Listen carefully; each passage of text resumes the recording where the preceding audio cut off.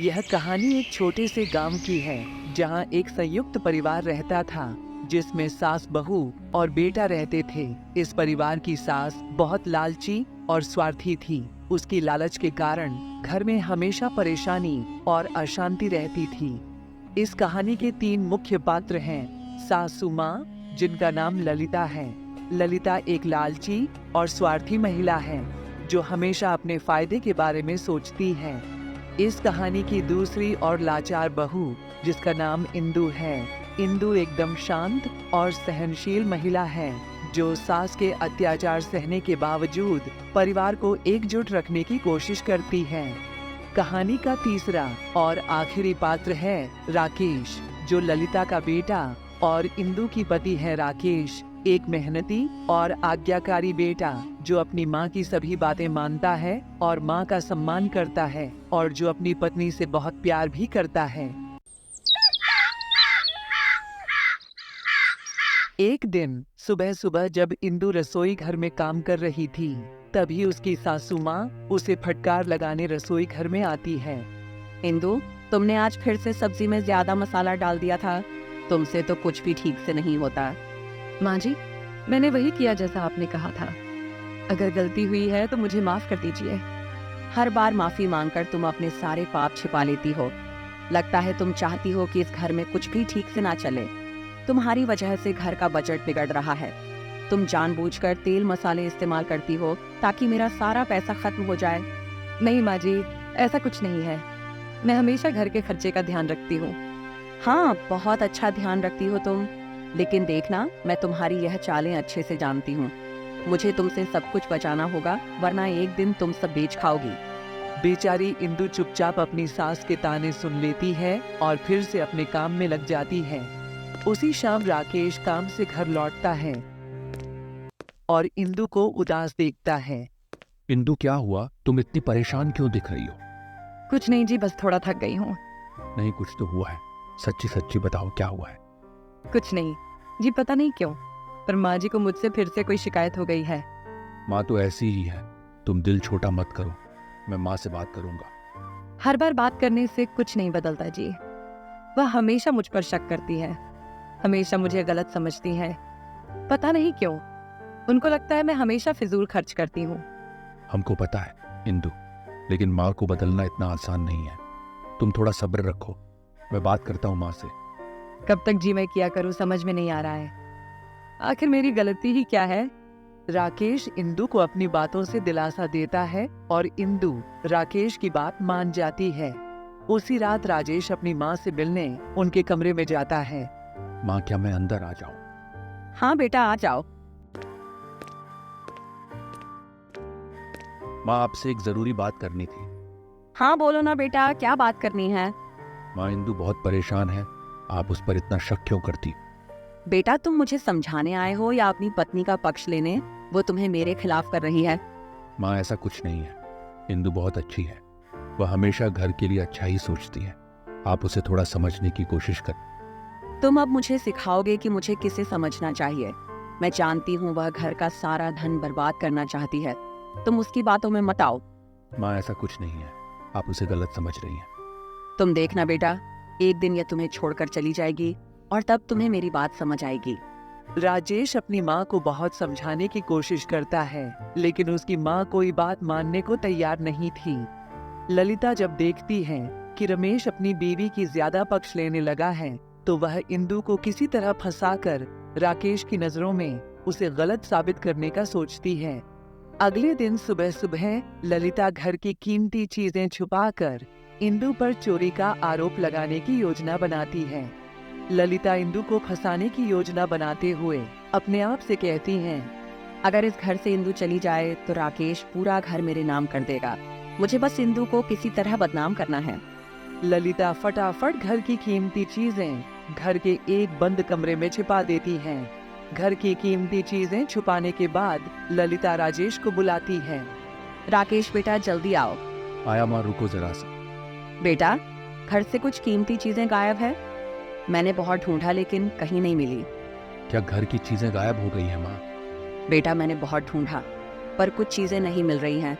मुझे लग रहा है शायद किसी ने हमारे यहाँ चोरी की है। आप सच बोल रही हो ना? माँ, चीज़ें चोरी हुई है, कहीं ऐसा तो नहीं आप कहीं रख कर भूल गई हो? नहीं बेटा, सच में कुछ कीमती चीजें चोरी हुई हैं, पर जो चीजें चोरी हुई हैं उन्हें देखकर तो लग रहा है अपने घर के किसी ने ही चोरी की है। आप कहना क्या चाहती हो माँ? मैं कुछ कह नहीं सकती, लेकिन तुम अपनी पत्नी से पूछो, कहीं उसने ही। यह बोलते बोलते ललिता रुक जाती है अपनी माँ से। ऐसा सुनते ही राकेश थोड़ी नाराजगी भरे आवाज में कहता है, माँ, आप ये क्या कह रही हैं? इंदु ऐसा नहीं कर सकती। बस तुम्हें आगाह कर रही हूँ, तुम खुद जाकर उससे पूछ लो। माँ से इस तरह अपने पत्नी के बारे में सुनकर राकेश को वैसे तो बुरा लगता है, लेकिन वह अपनी माँ की बात पर भरोसा करके अपनी पत्नी से इस बारे में बात करने जाता है। राकेश इंदु से चोरी के सिलसिले में बात करने अपने कमरे में जाता है। इंदु, मुझे तुमसे कुछ बात करनी है। बोलो ना जी, क्या बात करनी है आपको? इंदु माँ कह रही है कि घर से कुछ कीमती चीजें गायब हैं। क्या तुमने उन्हें कहीं रखा है? नहीं जी, मैंने कुछ नहीं लिया। आप मुझसे ये सवाल कैसे कर सकते हैं? माँ को इस बारे में शक है कि शायद वो चीजें तुमने ली हैं। मैं सिर्फ सच जानना चाहता हूँ। राकेश के इस तरह की बात सुनकर इंदु की आंखों में आंसू आ जाती हैं। आप भी मुझ पर शक कर रहे हैं। आपने ऐसा सोचा भी कैसे कि मैं अपने ही घर में ऐसा कर सकती हूँ? इंदु, मैं नहीं जानता कि क्या सच है, लेकिन माँ ऐसा कह रही है। राकेश से इस तरह चोरी का इल्जाम लगता देख इंदु आहत होकर घर छोड़ने का फैसला करती है। इस घर में अब नहीं रह सकती। जब आप खुद मुझ पर भरोसा नहीं करते तो यहाँ रहना ही मेरे लिए बदकिस्मती है। इंदु, मेरी बातों का बुरा मत मानो, मत जाओ, घर छोड़कर रुक जाओ। नहीं जी, मैं जा रही हूँ, लेकिन याद रखना सच्चाई हमेशा सामने आ ही जाती है। इंदु सब कुछ छोड़कर अपने मायके चली जाती है। इंदु को मायके जाने के बाद राकेश इंदु को बहुत फोन करता था, पर इंदु उसका कभी जवाब नहीं देती थी। इसी तरह कई दिन बीत जाते हैं। इंदु अपने मायके में ही रहती है। इंदु के जाने के बाद राजेश और ललिता के बीच रोज रोज की अनबन शुरू हो जाती है। माँ, आपसे बड़ी गलती हो गई है। इंदु निर्दोष थी और हमने उसे जाने दिया। अच्छा हुआ वह चली गई, अब घर में सब मेरे हिसाब से चलेगा। माँ, घर में अब सिर्फ उदासी है। आपने मेरा जीवन बर्बाद कर दिया। इसी तरह कुछ और दिन बीत जाते हैं। धीरे धीरे राकेश अपनी माँ से दूरी बनाने लगता है। राकेश अपनी माँ से बात करना भी बंद कर देता है। ललिता को इस बात से कोई फर्क नहीं पड़ रहा था। उसे बस अपने घर पर अपना हक बनाए रखना था और इस चीज के लिए वह हर पल नई योजनाएं बनाती रहती थी। इधर दूसरी तरफ राकेश बिना इंदु के अब परेशान सा हो गया था, लेकिन इस बारे में वह अपनी माँ से भी बात नहीं कर पा रहा था। फिर एक दिन राकेश हिम्मत करता है और अपनी माँ से इंदु को घर लाने की बात कहने की ठान लेता है। अब बस हो गया, आज तो माँ से कह दूंगा मैं इंदु को घर वापस लाने जा रहा हूँ। राकेश घर पहुंचकर अपनी माँ से कहता है, माँ, अब बस हो गया, मैं जा रहा हूँ इंदु को घर वापस लाने। क्या तुम उस चोरनी को वापस लाने जा रहे हो? इंदु चोरनी नहीं है, आपने बिना मतलब मेरी इंदु पर शक किया। अगर तुम्हारी बीवी चोरनी नहीं है तो घर का कीमती सामान कहाँ गया? माँ, आपको जो सोचना है सोचो, मैं जा रहा हूँ अपनी बीबी को वापस लाने। राकेश आखिरकार अपने बीबी को मनाने और उसे वापस अपने घर ले जाने अपने ससुराल जाता है। इंदु, मुझे माफ कर दो, माँ की बातों में आकर मैंने तुम्हारे साथ अन्याय किया। प्लीज घर वापस चलो। राकेश, मैंने आपको हमेशा अपने पति और साथी के रूप में माना है, लेकिन आप भी मुझ पर शक करने लगे।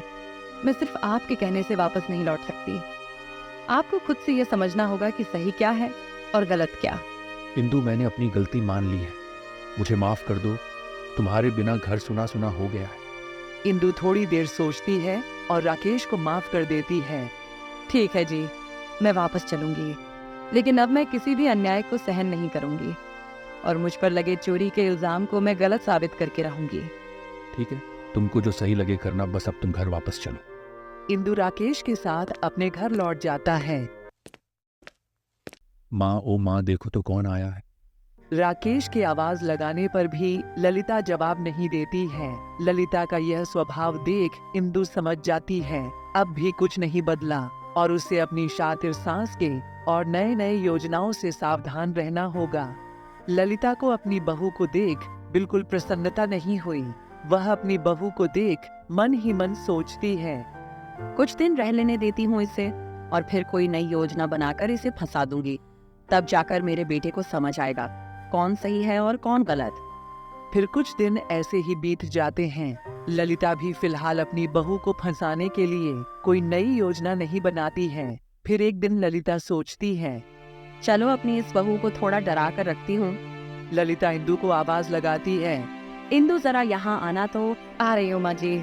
ललिता के बुलाने पर इंदु फौरन उसके पास आ जाती है।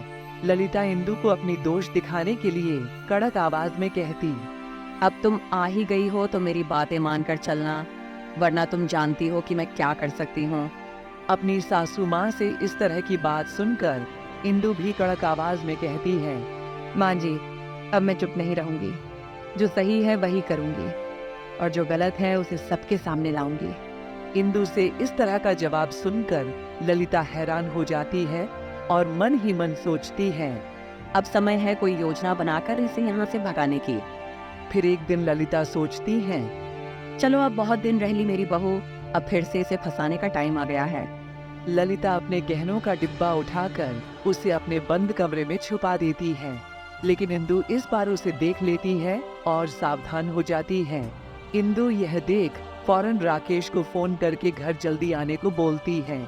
शाम को जब राकेश घर आता है तो इंदु राकेश से कहती, आपकी माँ फिर से मुझे चोर साबित करना चाहती है। कहना क्या चाहती हो? क्या कहना चाहती हूँ वह मैं बाद में बताती हूँ। पहले आप मैं जो बोलूंगी वह करोगे, ये वादा करो। हाँ, वादा करता हूँ। बोलो क्या करना। देखो जी, मैंने अपनी आंखों से माँ जी को अपने गहनों का डिब्बा पुराने वाले बंद कमरे में ले जाते देखा है। देखना, कल माँ जी मुझ पर पक्का उनके चोरी होने का इल्जाम लगाएगी। पर मैं चाहती हूँ कि जब माँ जी अपने गहनों की चोरी वाली बात आपको बोले तो मैं जो अभी आपको बोल रही हूँ वही बातें आप माँ जी से बोलोगे। कुछ नहीं समझ रहा हूँ, चल क्या रहा है, साफ साफ कहो। इंदु उसको अपना सारा प्लान समझा देती है। फिर अगली सुबह ललिता अपने नाटक का आरंभ करती है और जोर जोर से रोने लगती है। हाय अल्लाह, मैं तो लुट गई, किसी ने तो मेरा गहनों का डिब्बा चुरा लिया। ललिता फौरन अपने बेटे को आवाज देती है, राकेश, अरे ओ राकेश, कहाँ हो बेटा, जल्दी यहाँ आओ। राकेश फौरन अपनी माँ के कमरे में पहुँच जाता है। हाँ माँ, बोलो क्या हुआ, क्यों चिल्ला रही हो इतना? देखा बेटा, मैं तुझे मना कर रही थी ना, तेरे इस चोरनी बीवी को वापस लाने देखा, इसके आते ही मेरा गहनों का डिब्बा चोरी हो गया। जब ललिता अपनी चोरी की झूठी कहानी राकेश को सुना रही होती है तभी वहाँ इंदु भी पहुँच जाती है। इंदु को देखते ही ललिता बड़े तीखे स्वर में कहती है, देखो देखो आ गई चोरनी। अपनी माँ से यह बातें सुन फौरन राकेश बोलता है, अब आपको टेंशन लेने की जरूरत नहीं है, मैं अभी आपके चोर को पकड़ लेता हूँ। हाँ बेटा, फौरन अपने इस बीवी को पुलिस को पकड़वा दो। नहीं माँ, इंदु चोर नहीं है, चोर कोई और ही है। मैं कुछ समझी नहीं बेटा, इंदु चोर नहीं है तो कौन है? माँ, मैंने घर में चोर कैमरे लगा दिए हैं ताकि कि हमारे घर में क्या क्या चल रहा है सब कुछ मुझे दिखाई देता रहे। रुको, अभी पुलिस को बुलाता हूँ और वो रिकॉर्डिंग पुलिस को दिखा देता हूँ। ललिता कैमरे की बात सुन डर जाती है। कैमरा? तुमने कब घर में कैमरा लगा दिया? माँ जी, उसे कैमरा नहीं सीसीटीवी कहते हैं। अभी पुलिस आएगी और सीसीटीवी में देख असली चोर को पकड़ लेगी। ललिता सीसीटीवी की बात सुनकर डर जाती है और डर के मारे सारी बातें राकेश को बता देती हैं। मुझे माफ कर दो बेटा, पुलिस को मत बुलाओ, मैंने ही अपने गहने पुराने कमरे में रख दिए हैं, मुझे माफ कर दो, मैं बस इंदु बहू को फंसाना चाहती थी। अपनी माँ से सारी हकीकत सुन राकेश अपनी माँ से कहता है, माँ, आपकी लालच के चक्कर में आपने मेरे अच्छे खासे रिश्ते में दरार पैदा कर दी थी। देखा माँ जी, मैंने कहा था ना, इस बार मैं अन्याय नहीं सहने वाली हूँ। हाँ बहू, मुझे माफ कर दो, मुझे पुलिस के हवाले मत करो, अब से मैं ऐसी गलती कभी नहीं करूंगी। ललिता के इतना गिड़गिड़ाने पर इंदु राकेश से कहती है, सुनो जी, माँ जी को माफ कर दो, आखिर माँ जी ने अपनी गलती मान ली है। ललिता अपनी बहू की हाँ में हाँ भरती है। बस फिर क्या था, ललिता भी सुधर जाती है और इंदु पर लगा इल्जाम भी झूठा साबित हो जाता है। फिर इंदु और राकेश अपने कमरे में लौट जाते हैं और राकेश भी इंदु से माफी मांगने लगता है। इंदु, मुझे भी माफ कर देना, माँ के कहने पर मैंने तुम पर शक किया। इसमें आपकी कोई गलती नहीं है, ये तो बस आप माँ जी की बातों की वजह से बहक गए थे। हाँ, पर कुछ भी कहो, तुम्हारा झूठा सीसीटीवी वाला आइडिया काम तो आया। बिना किसी सबूत के माँ ने अपनी सारी गलती मान ली। पर अब जब माँ ने अपनी गलती मान ली है तो अब से हम सबको मिलकर रहना होगा। तो हाँ दोस्तों, इस तरह से इंदु के एक आइडिया ने उसकी लालची सास को भी सबक सिखा दिया और अपने ऊपर लगे झूठे इल्जाम को भी गलत साबित कर दिया। दोस्तों, इस प्रकार की और शानदार कहानी देखने के लिए अभी हमारे इस चैनल को सब्सक्राइब कर लें।